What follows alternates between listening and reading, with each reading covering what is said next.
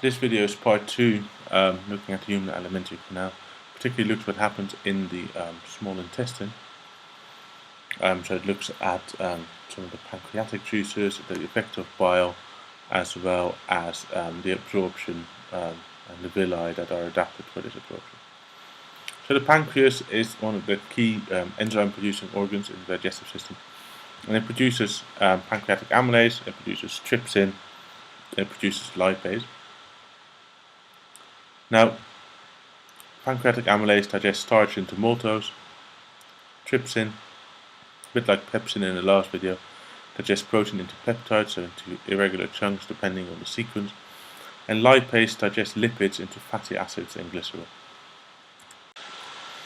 So we're going to look at bile juice, and bile juice is produced by the liver and stored in the gallbladder, and its main function is to emulsify fats.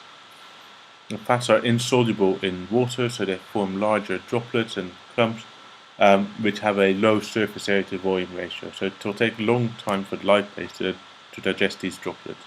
So these droplets need to be broken up, and that's what the bile juices do.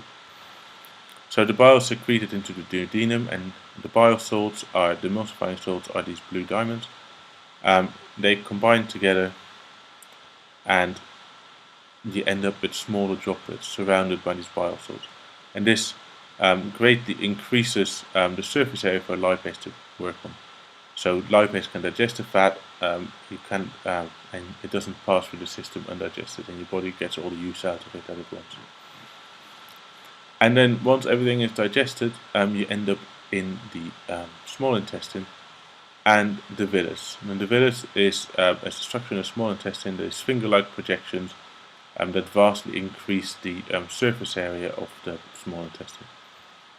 So here we have an arteriole which feeds blood into the villus, and then splits into a capillary network that allows the blood to absorb as much as possible from the small intestine, passes into a venule, and then into the hepatic portal vein to the liver.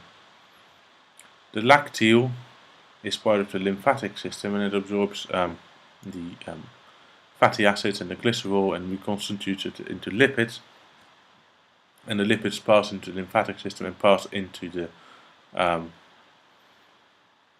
the blood slowly in the subclavian veins. And so these lymphatic system vessels feed back and eventually ends up in the subclavian veins. So the villus is surrounded by these epithelial cells, and these epithelial cells have microvilli, which vastly increase the surface area again. So you have an increased surface area because of the villus, and then these villi have these microvilli, which again further increases the surface area.